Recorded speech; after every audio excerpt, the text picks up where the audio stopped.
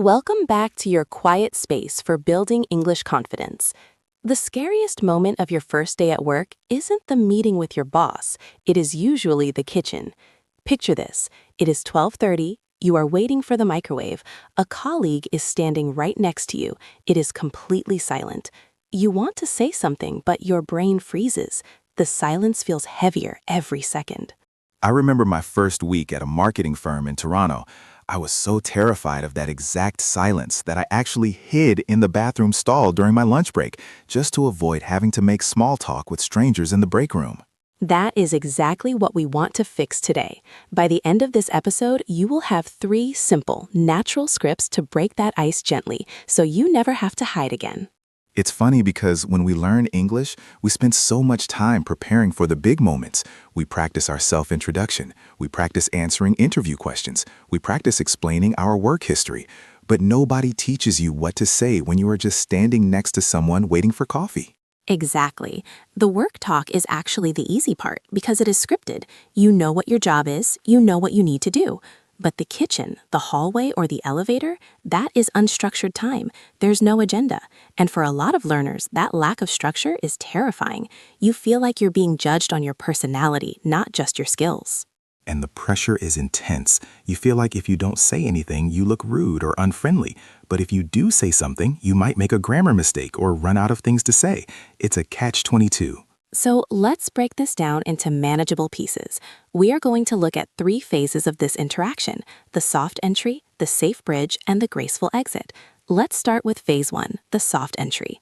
Mark, when you were hiding in that bathroom, what was the hardest part about just staying in the kitchen? It was the opening line. I felt like I had to say something brilliant or funny. I thought if I just said hello, it would be too short. But if I asked a big question, it would be too intrusive. I didn't want to bother people. That fear of bothering people is huge, but here's the secret. You don't need to be brilliant. You just need to be present. The best way to start a conversation in a break room isn't to ask a personal question. It's to make an observation statement. An observation statement. Yes, instead of asking a question about the person, you make a comment about the shared environment. You talk about something you can both see, hear, or smell. This takes the pressure off the other person to give a long answer. It's low risk. That makes sense. It's like you're inviting them to chat, but not forcing them. If they want to talk, they can respond. If they are busy or tired, they can just smile and nod, and you haven't lost face. Exactly. Let's practice a few of these. A classic one is about the equipment in the room. Office coffee machines and microwaves are notoriously slow or confusing. That is a shared pain point. Everyone hates the slow coffee machine. Right, so you could just say something like, I think this machine gets slower every day. Perfect. Let's try that. Listen to the rhythm and then we'll pause so you can shadow it. I think this machine gets slower every day. I think this machine gets slower every day. Or if you are new and you are genuinely struggling with it, you can use that. Being a little bit vulnerable is a great way to make people like you. You could say, I'm still trying to figure out how this thing works. I love that one. It gives the other person a chance to help you, which makes them feel good. Let's try that one again. Listen and repeat. I'm still trying to figure out how this thing works. I'm still trying to figure out how this thing works. Another great environmental topic is the food itself. If you're both heating up lunch, the smell of food is right there. It's the elephant in the room. But be careful here. You don't want to comment on their food unless it smells amazing. Never say, that smells interesting, or what is that, in a suspicious tone. Keep it positive. Good point. Stick to compliments. Something like, that smells really good. It's making me hungry. Simple, friendly, and safe. Let's practice that. That smells really good. It's making me hungry. That smells really good. It's making me hungry. And of course, if all else fails, there's the weather. I know, it's a cliche. People joke about British people always talking about the weather. But do you know why we do it? Because it changes every day, and it affects everyone equally. It's the ultimate neutral ground. It really is.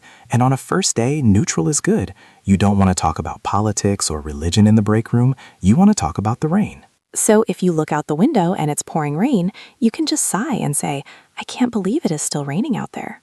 I can't believe it is still raining out there. Or if it is actually nice for once, it is finally nice to see some sun today. It is finally nice to see some sun today. Notice that none of these are questions. They are statements, but they function as invitations. You say it and then you leave a little silence. If they reply, great. If they don't, you can just focus on your coffee and it is not awkward because you didn't ask them anything. I wish I had known that back in Toronto. I thought I had to walk up to people and say, "Hello, my name is Mark. How are you today?" which feels very formal and stiff for a kitchen. It does. How are you is actually a difficult question because it forces the other person to evaluate their feelings. An observation about the coffee machine just asks them to agree that the machine is slow. It is much easier mental work for them. So once we have made this soft entry, and let's say they respond, they chuckle and say, "Yeah, this machine has been broken since 2015. Now the ice is broken, but we are still just two strangers standing there. How do we move to the next level?" That brings us to phase 2, the safe bridge. You have established contact. Now you want to build a tiny bridge from the environment to the person. You want to signal that you are new, but you are friendly. This is where we can start asking questions, right? Yes, but keep them safe bridge questions. These are questions that are relevant to the immediate context of work or the neighborhood. We are not asking about their family or their dreams yet. One of the best ways to do this is to pivot from the new guy status. You can use your newness as a tool. Exactly. People generally like to be helpful, so asking for a recommendation is a powerful way to build a connection. Since you were in the kitchen, asking about lunch spots is perfect. This is actually how I made my first friend at that job eventually. I asked a guy where he got a sandwich. See, it works. So a great script for this is, I'm still getting to know the area. Do you know if there are any good lunch spots nearby? Let's shadow that. It is a bit longer, so we'll break it down. I'm still getting to know the area. I'm still getting to know the area. Do you know if there are any good lunch spots nearby? Do you know if there are any good lunch spots nearby? And now the whole thing together. I'm still getting to know the area. Do you know if there are any good lunch spots nearby? This question is magic because everyone has an opinion on food. Even if they bring their lunch, they might say, I usually bring my own, but I hear the taco place downstairs is good. You have started a real conversation. Another safe bridge is checking their role or department, but you have to be careful not to make it sound like an interrogation. You don't want to say, "Who are you?" or "What is your job?" Right, those are too direct. A softer way to ask is, have you been working here long? This gives them a chance to tell you their history without feeling like they are being checked up on. Let's try that one. It is short and very useful. Have you been working here long? Have you been working here long? If they say about 5 years, you can respond with, "Wow, so you must know everyone then." It's a nice compliment. Or if they say, no, only a few months, you can say, oh, so you're still relatively new too. Immediate bonding moment. What about asking which department they are in? Is that safe? It is safe, but phrasing matters. Instead of what department are you in, try which department are you with? Or even better, wait for them to ask you. Usually if you say you are new, they will ask, oh, which team are you joining? That is true. If you lead with vulnerability, they usually reciprocate. So if I say, I just started in marketing this week, they will almost naturally say, oh, nice, I'm over in sales. Exactly. You are feeding them the conversation cues. You are making it easy for them to talk to you. That is the essence of good small talk. It is not about being interesting. It is about being easy to talk to. I think that is a huge shift in mindset for a lot of our listeners. We worry so much about being impressive. We think we need big vocabulary words or complex grammar structures to show that we are professional. But in the break room, simple and easy is actually better. Absolutely. If you use big, formal words in the kitchen, it creates distance. It makes you sound like a textbook, or worse, like a manager who is evaluating people. You want to sound like a colleague. Before we move on to the next phase, I want to pause for a second. We are giving you a lot of scripts here, and it might feel like a lot to remember.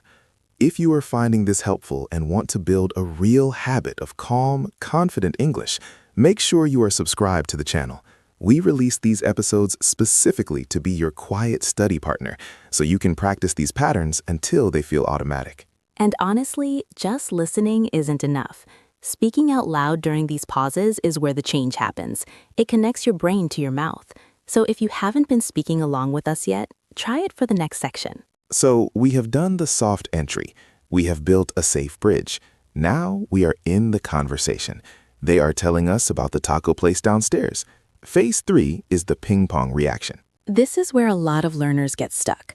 They ask a question, the person answers, and then the learner just says, okay, or thank you, and the conversation dies. It is like catching a ball and just holding it. You have to throw it back. Right. You need reaction phrases. These are little sounds and short sentences that show you are listening and encourage the other person to keep talking. In English, we do this a lot.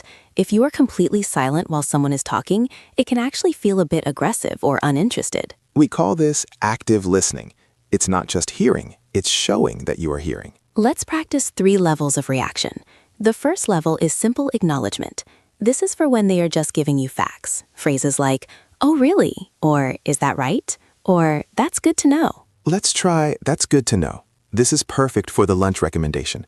Oh, that's good to know. Oh, that's good to know. And oh, really is great for when they tell you something surprising, like the elevators are always broken on Tuesdays. Oh, really? The second level of reaction is personal connection. This is where you connect their answer to your future actions. It shows you value their input. Phrases like, "I'll have to try that," or "Thanks for the tip." "I'll have to try that" is excellent. It closes the loop on a recommendation. Let's shadow it. "I'll have to try that." "I'll have to try that." And "Thanks for the tip." This is friendly and professional. "Thanks for the tip." "Thanks for the tip." The third level, and this is the advanced one, is the follow-up echo. This is where you repeat a key word they said to encourage them to expand. Oh, I do this all the time without thinking. If someone says, "It has been a really busy morning," I might say, "Busy morning?" with a rising intonation. Exactly. And then they usually sigh and say, "Yes, the server went down," and they tell you the story. You didn't even have to ask a question. You just echoed them. This is a great trick if you don't know what to say. Just pick the last important word they said and repeat it as a question. Let's practice that dynamic. I will say a sentence, and Mark, you echo it. "I have a big presentation this afternoon." A big presentation? Yeah, it's for the new client, so I'm a bit nervous. See how that worked? I automatically gave more information. It is like magic. And for a learner, it buys you time. You don't have to formulate a complex grammar sentence. You just mirror the word. So, to recap the ping pong phase, react with "really" or "good to know," connect with "I'll have to try that," or echo the keyword. If you do these 3 things, you will be considered a great conversationalist, even if you only speak 20% of the time. That is the irony. People think being good at conversation means talking a lot. It usually means being a good audience. But eventually, the coffee is ready, the microwave beeps, lunch is over, and now comes the final hurdle, the one that used to make me sweat. Phase 4, the graceful exit. Oh, this is a tough one. You are having a nice chat, but you have work to do.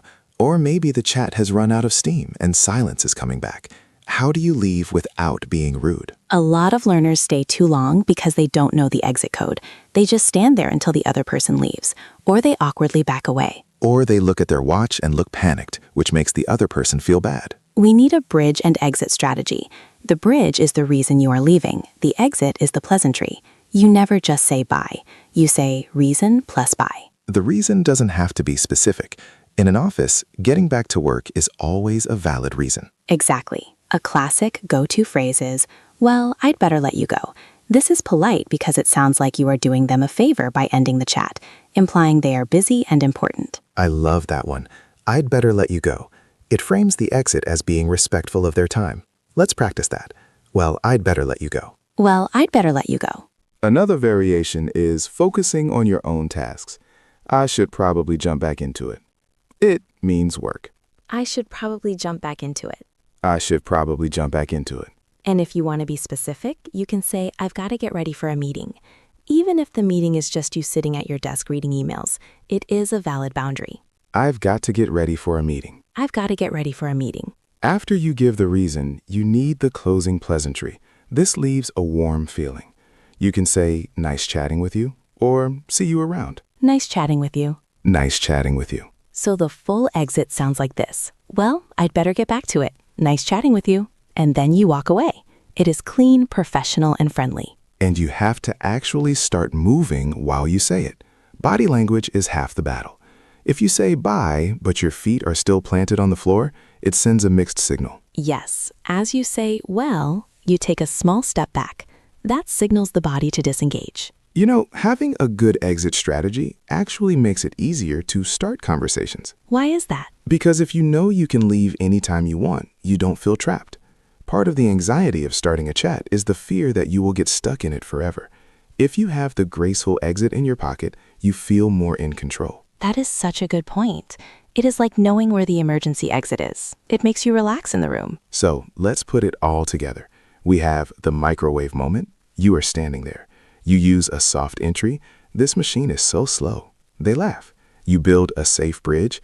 "Do you know any good lunch spots?" They tell you about the pizza place. You ping pong. "Oh, really? I'll have to try that."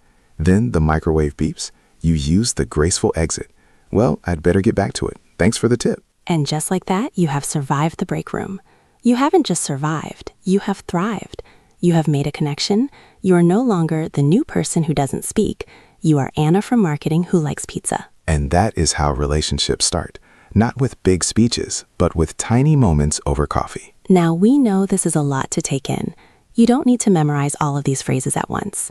The goal isn't perfection, it is connection. We have a small challenge for you for tomorrow. If you are working, or even if you are just out at a coffee shop or a library, I want you to try just one soft entry phrase. Just one. Find a shared moment, a slow elevator, a rainy window, a long line, and make one observation statement to the person next to you.